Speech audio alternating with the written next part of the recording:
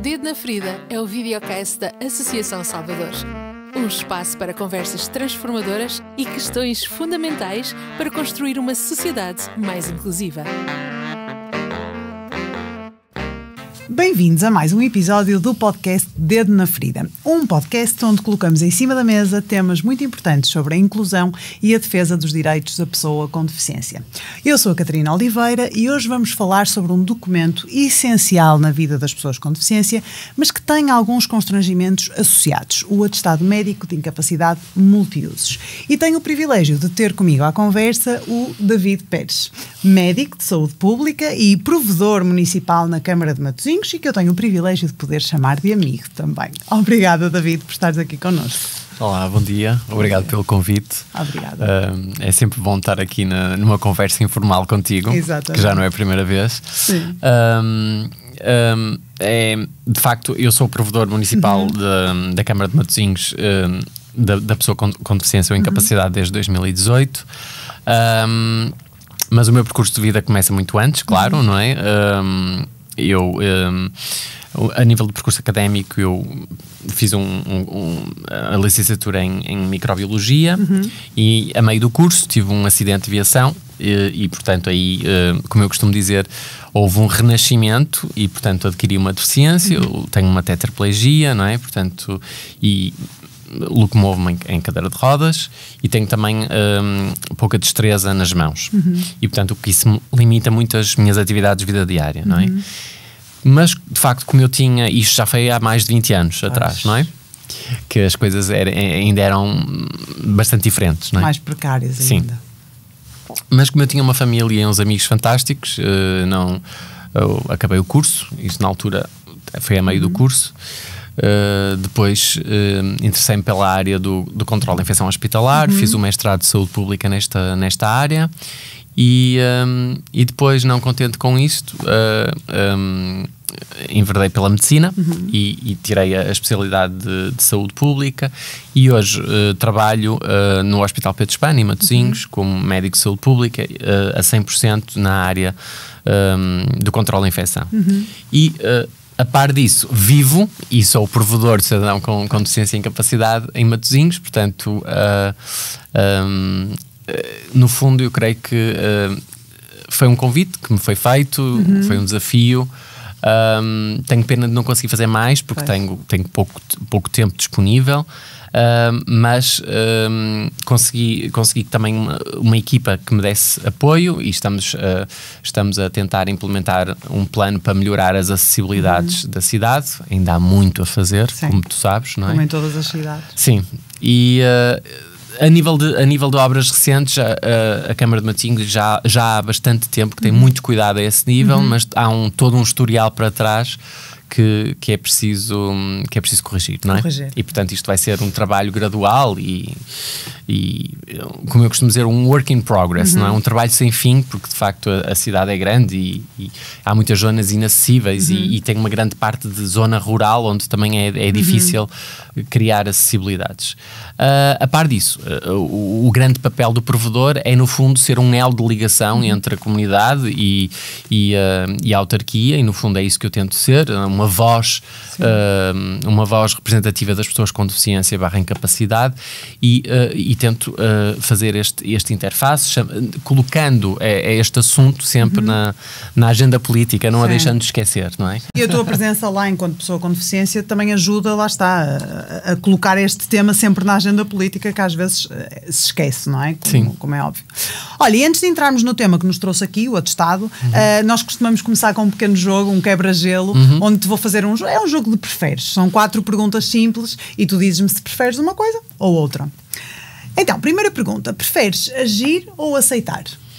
Agir, sem dúvida. Eu não sou das pessoas que fico de braços cruzados. Acho que nós temos que lutar pelo aquilo que achamos que nos é devido. Sem dúvida. E não só lutar por nós, mas lutar para melhorar as condições de uma comunidade. Portanto, sem dúvida, agir. Sem dúvida. Preferes reclamar ou sensibilizar? É difícil responder essa pergunta. E eu diria que prefiro sensibilizar, sem dúvida. Eu acho que a parte pedagógica é muito importante, mas infelizmente, e considerando as características do ser humano, muitas das vezes também como alternativa é necessário reclamar. Sim, portanto, sensibilizar como primeira abordagem e reclamar como alternativa. E ver o reclamar como uma coisa positiva também, que pode levar a uma mudança, não é? E que sem muitas dúvida, vezes leva. Sem dúvida, sim. Preferes te autorrepresentar ou ser representado? Ok, prefiro-me autorrepresentar. É claro que nós, é muito importante, e na democracia nós temos que também eleger pessoas que nos representam, não é? Sem dúvida. E portanto, não tenho problema nenhum em ser representado por pessoas que acho que sejam competentes. Exatamente. Não é? Como tu sabes, existe um movimento que é um movimento ligado à deficiência, não é? Em que o lema é, de facto, nada sobre nós, sem nós, exatamente, e portanto aqui a questão é nós sermos representados também por pessoas que também têm, que sentem isto na pele e que têm a mesma condição, e eu acho isso importante, sem dúvida. Sem dúvida, é uma boa perspectiva. E por fim, preferes trabalhar para melhorar o sistema atual do atestado ou criar um sistema novo do zero? Para entrarmos aqui no tema. Eu creio que muitas das vezes, eu creio que nós vemos isso, mas isso é uma opinião muito pessoal, nós vemos isso com as mudanças de governo, que gostam de começar tudo do zero e inventar a roda, não é? Inventar a roda, exatamente. E eu creio que não é necessário. Eu creio que nós temos que aproveitar os aspectos positivos que existem e melhorar. E portanto, eu diria claramente continuar e melhorar o sistema atual. Sim. E pegando então no tema que nos trouxe aqui, o atestado, porquê é que este documento é tão importante para a nossa vida, para a vida de pessoas com deficiência? O que é que ele nos confere? O que é que ele nos dá? Sem dúvida, este documento é importante, é um documento basilar, é um documento que documenta a nossa deficiência e incapacidade.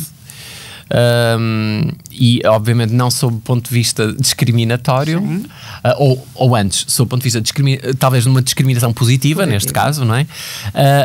E porque este documento permite que nós tenhamos vários benefícios, e eu vou aqui à minha cábula porque são vários. Sim. A aquisição de viatura própria e a isenção de imposto único de circulação, o cartão de estacionamento para pessoas com deficiência, o modelo europeu, que daqui a algum tempo vai ser substituído pelo novo modelo, não é? Sim. Apoios na aquisição ou construção da habitação também existem, a prioridade no atendimento de serviços, as cotas a nível de emprego, também público e privado, incentivos do Instituto de Emprego e Formação Profissional à contratação, também muito importante, e à manutenção de emprego, o contingente especial para acesso ao ensino superior, acesso e também frequência. Não é? Porque as pessoas com deficiência, exatamente, as pessoas com deficiência na licenciatura e no mestrado não pagam propinas, não é? São isentas, se tiverem um grau de incapacidade superior a 60%.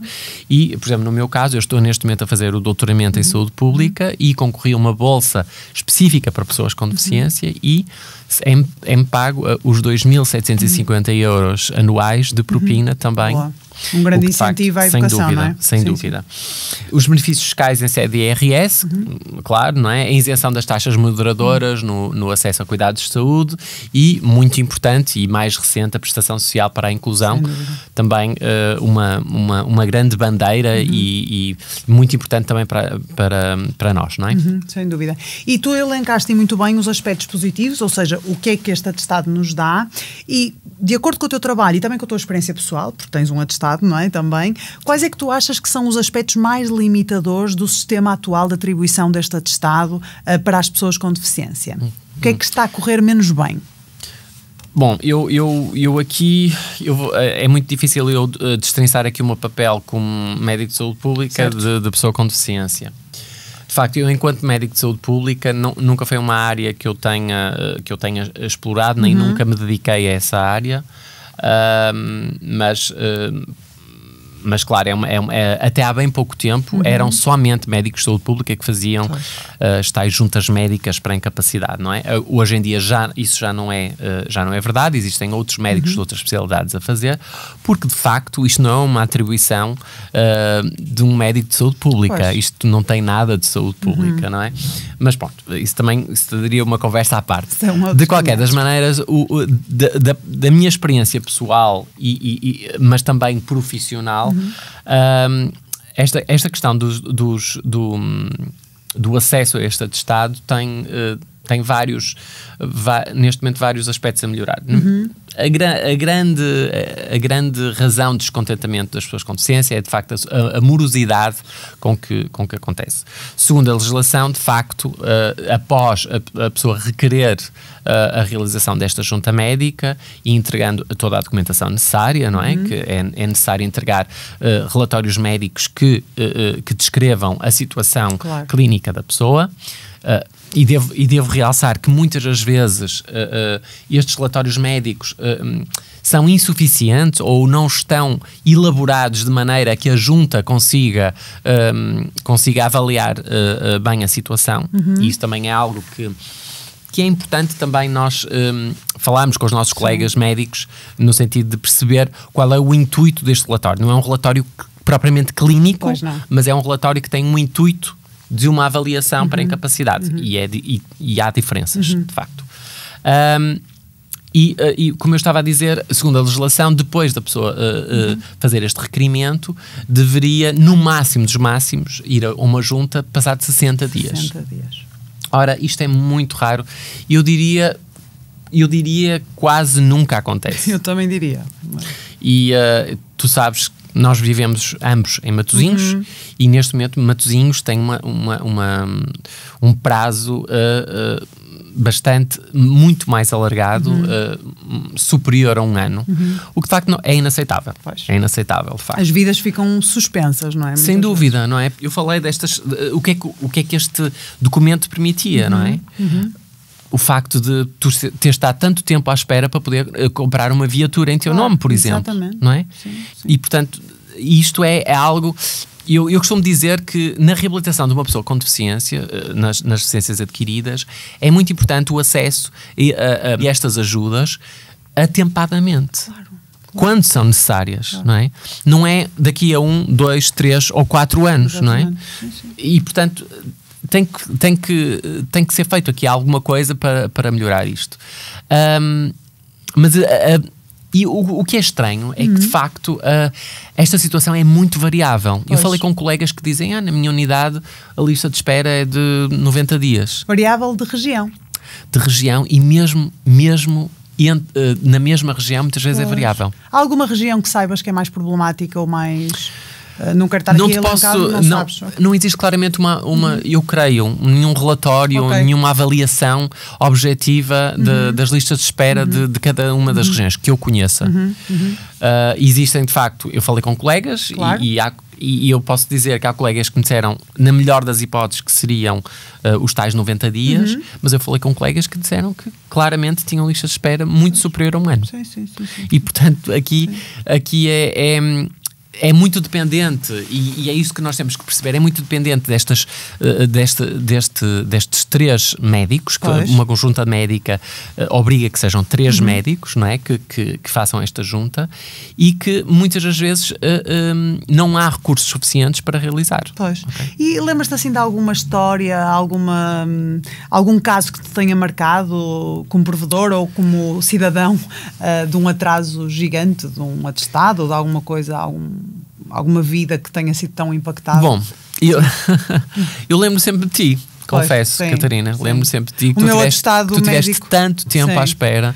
O primeiro eu fiquei muito tempo à espera e foi mal preenchido. Isso também é outra questão, um mal preenchimento. Quer dizer, eu não ia com a informação e esperava que ali tivessem a informação, e depois fiquei 2 anos à espera para poder adquirir a minha viatura. 2 anos, imagina. 2 anos. Porque meteu-se a pandemia e tudo mais. Sim, é verdade. Sim, a pandemia também veio, obviamente, introduzir aqui um fator de agravamento, não é? Sim.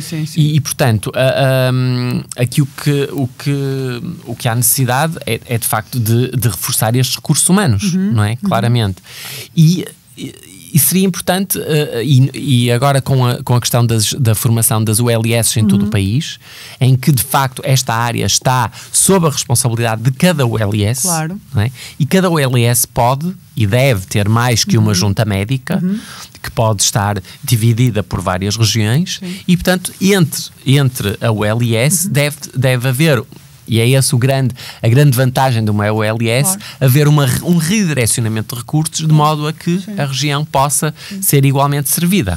Sim. E quando isso não é possível, tentar, de facto, juntar outras juntas médicas com outros recursos. Claro, não é? Sim. Tu falaste aí do aumento de recursos humanos, que é uma das formas de tentarmos colmatar estes atrasos. Lembras-te assim, ou tens alguma dica de alguma forma de nós simplificarmos este processo? Falou-se muito também da questão da digitalização, de tornar isto mais online e não tanto presencial, não sei. Tens assim alguma estratégia? Sim, há de facto a possibilidade...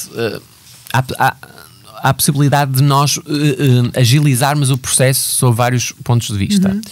Primeiro, e isto é outra das limitações, esta tabela da incapacidade foi construída para avaliar acidentes de trabalho. Pois. E, portanto, é uma tabela que em muitas situações não está adaptada para avaliar a incapacidade. Claro. Além de que ela tem vindo a sofrer, portanto, atualizações, mas devo dizer que a última atualização, que se não me engano foi em 2004, creio eu, já foi há algum tempo. tem gralhas. A própria tabela tem gralhas. Pois. E muitas das vezes há certas patologias em que é necessário a fazer uma avaliação por analogia, porque a tabela é omissa relativamente a isso. Pois, claro. E, portanto, há necessidade claramente de que uma equipa de trabalho especializada reveja esta tabela de modo a que ela seja atualizada e mais adequada para avaliar a incapacidade. Depois estavas a dizer, e muito bem, esta questão, nós vivemos no século XXI. Nós já não dependemos de sinais de fumo nem de pombos-correio para comunicar, não é verdade? É verdade. E, portanto, nós estarmos a pedir aos doentes para deslocarem-se ao hospital e pedir relatórios clínicos, parece-me um pouco um contrassenso, nomeadamente quando estamos a falar de pessoas com mobilidade condicionada, não é? E, portanto, eu creio que era muito importante e nesta situação eu creio que a SPMS, os Serviços Partilhados do Ministério da Saúde, poderiam dar um grande contributo no sentido das juntas médicas terem um acesso facilitado aos sistemas de informação na área da saúde. Claro. E mais uma vez aqui, há juntas médicas que tenham bom acesso à informação através do RSE e através do S-Clínico hospitalar e de cuidados de saúde primários, e outras que não têm. E claramente há aqui também, mais uma vez, uma falta de uniformização de procedimentos a nível nacional. Certo. Sim. E, portanto, era importante abordar estas questões. Sim. E agora já encaminhando-nos para o final, porque isto passa a voar, eu digo isto em todas as conversas, mas é verdade. Houve assim algum momento ao longo da tua vida, no teu trabalho, ou como médico, ou como provedor, ou então apenas como cidadão, que sentiste que tiveste um impacto na vida de alguém, algum momento que te tenha marcado? E eu considero-me uma pessoa ativista nesta área, apesar que a minha profissão não está diretamente relacionada com isso, apesar de que uma salvaguarda à saúde pública é a área da medicina até que tem um componente mais social, não é? Eu não me considero um clínico, é a área da medicina que está mais relacionada com, não é? Com a comunidade, digamos assim. E eu diria que uma das coisas que eu adoro fazer é ações de sensibilização em escolas, porque acho que é muito importante as novas gerações entenderem o conceito da deficiência, o conceito da inclusão, o conceito da diversidade e como é bom nós sermos diversos e como é importante nós pensarmos na outra pessoa na nossa vida. Porque nós vivemos numa comunidade, não é? E, portanto, porquê é que eu vou estacionar em cima de uma rampa ou em cima de um passeio só porque, para a minha comodidade, eu não estou a pensar nas outras pessoas? Porquê é que eu vou estacionar naquele lugar reservado para pessoas com mobilidade condicionada? Porque até é só 1 minuto ou 2 para ir buscar pão. Porque olhar não só para pensam, o nosso umbigo, não é? Isso. E eu creio que as ações de sensibilização que eu faço nas escolas, eu tenho bastante esperança nas novas gerações. E claro, também no meu trabalho como provedor, também eu tento tento dar informação às pessoas. Eu creio que ainda falta muita informação e isso é outra questão. Muitas vezes as pessoas ainda não sabem muito esta questão dos direitos e dos deveres não também. Sabem. Não é? Não sabem. Quando eu falo de deveres, nomeadamente no civismo, na utilização da via pública, não é? Sem dúvida. Mas os direitos, não é? Que é muito importante e que muitas vezes também nós não sabemos, sim. não é? Sim. E neste caso, a Associação Salvador até tem uma ferramenta fantástica, que é um manual que tem uma série de recursos e que é atualizado anualmente e que tem exatamente toda esta informação que nós estamos aqui a falar e muita outra, em que as pessoas podem aceder gratuitamente e fazer o download na internet, não é? Isso pode ser uma grande mais-valia, não é? Sim, sem dúvida.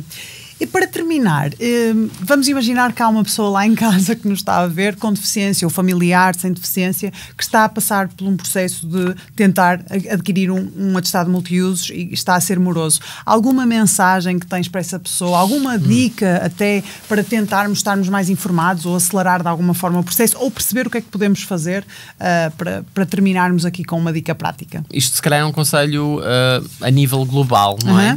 Tendo uma incapacidade, uma deficiência, nós vamos sempre sentir algum tipo de desvantagem e, no fundo, algumas microagressões cotidianas, não é? Sejam diretas ou muito levezinhas, sentimos, exatamente, subtis, sentimos essas microagressões e, portanto, é muito importante que nós tenhamos resiliência para lidar com isto e para gerir isto. E, no fundo, perceber que há uns dias melhores que outros, como todas as outras pessoas, não é? Outra coisa muito importante é também percebermos que o fluxo de informação hoje é bastante grande e, portanto, temos que nos manter atualizados. Este exemplo deste guia, que é um bom exemplo. E, portanto, temos que estar muito cientes dos nossos direitos. Sim. E, no fundo, relativamente a este assunto em específico dos atestados, claramente aqui é uma área muito deficitária sob o ponto de vista de resposta e, portanto, devemos fazer valer os nossos direitos. Sim. E, portanto, uma pessoa que veja estes 60 dias a passar pode fazer uma reclamação.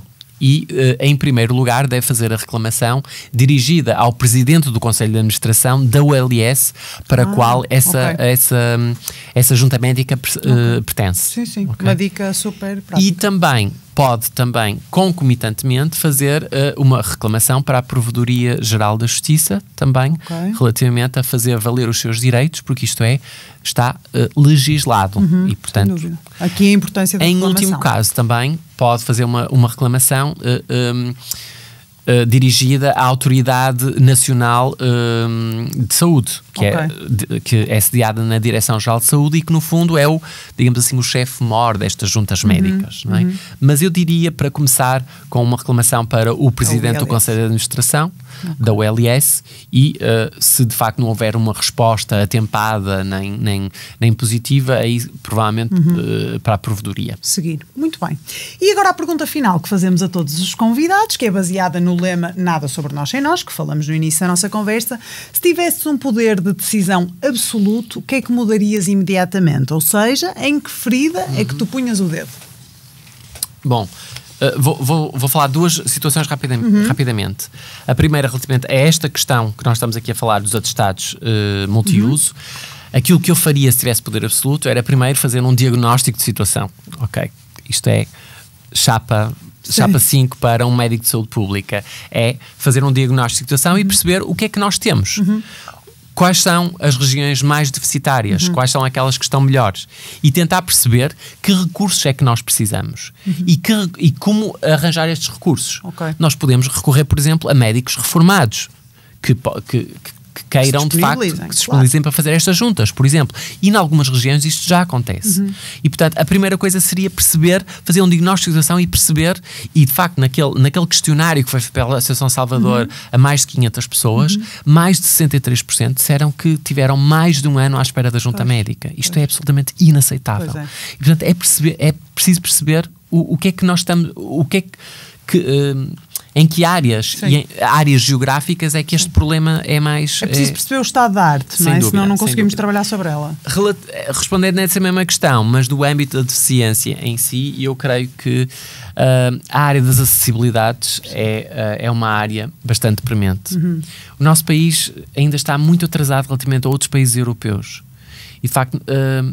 houve um decreto-lei, um decreto-lei em 1997 que já tinha regras bastante claras relativamente às acessibilidades e que deu um período de tolerância para que houvesse, digamos assim, estas mudanças e estas adaptações. E muito pouco aconteceu. Sim. Eu vou-te dar um exemplo muito concreto. As obras do Porto 2001, Capital Europeia da Cultura, todas elas ignoraram praticamente o decreto das acessibilidades. 2001, ok? O decreto é de 1997. Sim. E, portanto, as rampas, por exemplo, feitas na via pública no âmbito dessas obras, não obedecem à legislação. É surgiu outro decreto-lei, né, em 2006 e continuamos com sérios problemas e continua-se a fazer coisas. E eu no outro dia visitei um amigo que comprou um apartamento há pouco tempo em Vila Nova de Gaia. A entrada do prédio tem uma escadaria. Pois. A única entrada acessível é pelo prédio. Como é que é possível uma autarquia, neste caso Gaia, aprovar um projeto em que a única acessibilidade é pela garagem do edifício? É verdade. Sim. Parece que estamos no século XIX, não é, Catarina? Estou em processo de compra de casa e entendo perfeitamente. E de facto, eu creio que o período de tolerância terminou. Aquilo que eu faria se tivesse poder absoluto era criar um organismo estilo ASAI e começasse com a fiscalização e com coimas a doer. Exatamente. E que eu creio que voltamos atrás, não é? Já tivemos o período pedagógico e a parte de sensibilização durante vários anos. E esse tempo já acabou. Pois. Agora tem que ser o período da fiscalização. Sim, sem dúvida.